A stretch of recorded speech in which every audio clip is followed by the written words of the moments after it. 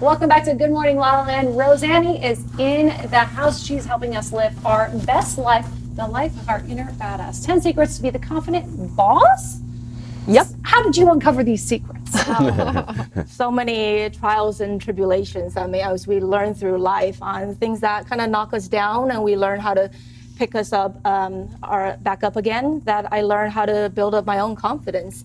I think it's something that we can self-source and continually to self-source. And I wrote this book because I was motivated through personal talks with my friends on how they can, do better in life and pursue what they want. And I figure, well, I've written books before, why do I write about this? And this is the birth of Badassery 101. Yeah, I love it. I love it. You've written several books. Yes. And one of them was You Did What Now? And that brings us, full circle to the conversation we were having earlier in the show of creating a life that you love. Yes. Then what? Yes. Mm-hmm. Let's talk about that. What was that like for you? You're a best-selling author. You've got all these books. You're living your most confident life. Now what? Well, that's the thing. I think life is that you constantly need to pursue what you want and find the next challenge. For me, as I talk about in one of the chapters, it's not about coasting through life. You may have a pretty good life, but for me, pretty good is never good enough. So find that next challenge. Find the next thing you want to pursue. And yeah, it's going to be hard. Just waking up could be hard for a lot of people. But how do we find the first step and keep pursuing that next challenge? So for me, the next step could be the next what now, could be finding an agent to publish my 7th book. Geez, you say that so blunt. Yeah, my 7th book. That is incredible.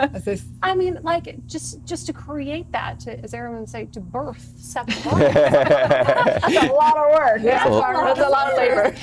But I love that you talk about the problem and getting a better problem. Yeah, It's such a profound perception shift for all of us. We're gonna life's hard anyway, so you might as well get a better problem. That's what you're excited about, right? Yes. And that to me is exciting, is find a problem and try to fix it. And sometimes it's about the journey, that when you're trying to do better, okay, here's the badassery of going through the journey and finding ways how to do something better. And when you get that reward at the end, whatever you deem it to be, that's a bonus. But for me, it's usually about the journey. It's about who you become. And you have a really inspiring story. What would you say has been the most challenging experience of your life, and how did you overcome it? Oh, there's been so many. In recent years, I would say trying to summit Kilimanjaro in Africa, I was freezing my butt off at 18,300 feet.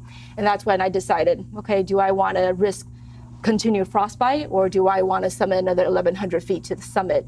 So I decided to turn back at 18.3. So that's a recent challenge. But from a long time ago, I had to deal with my parents' divorce and then immigration to the United States when I was 9 and 11. So in that 2-year time span, that was a really hard 2 years of my life as a kid. So that was a challenge from a long time ago. But because of that, I learned, okay, I can go through this, because I did go through it. So it's become ingrained in me to look for the next challenge and do the hard stuff to be better and step up myself. Yeah, and you make a good point there, that it's also about choosing your battles. Yeah. Right? And so what role has that played in your life? Clearly with, climbing Kilimanjaro, right? Yeah. You turned back at some point because you realized it wasn't really worth the, additional 1,100 feet. But what have you learned about choosing your battles? I learned that sometimes you have to look at the pros and cons and figure out what aligns with your values. My value is to keep my fingers and toes intact, okay, as it would be for a lot of people. Yeah. But for some other people, they might want to risk getting frostbite to summit. So you have to really look at what is aligned with your value in order to pick your battle accordingly. And I couldn't find my parents' battle. They decided to divorce. That wasn't my call for them, but my mother became happier as a result after the separation. And because I saw her being happier, more independent, that made me happy too. Yeah. And that's a battle that, in my eyes, she won. So it's yeah, so you great. definitely Such a great way to sum it up. Anytime we're dealing with problems subconsciously, we get down to the core commitment and the core values. Yeah. And it literally just makes the problem go away, because you get clear of whatever you need to do to just accomplish that. So you summed it up Exactly. so well. So what is your greatest commitment? What drives you? You know, some people are driven by growth, some people are driven by just creating comfort. What is the primary value that you think you have? I would say is to help myself and other people that I come in contact with to live out loud. I've been a teacher of ESL students for 15 years. I now write books. I continue to teach. That's my way of living out loud, along with hiking high mountains.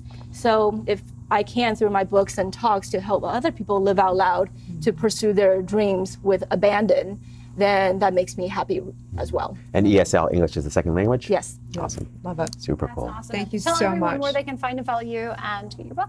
Absolutely. They can find me on my website, roseanney.com, and my Instagram, Roseanney Liu, and my Facebook page, Write On, meaning the verb write on Roseanney. Oh, beautiful. I love that. Thank Very you. clever. Thank you so much.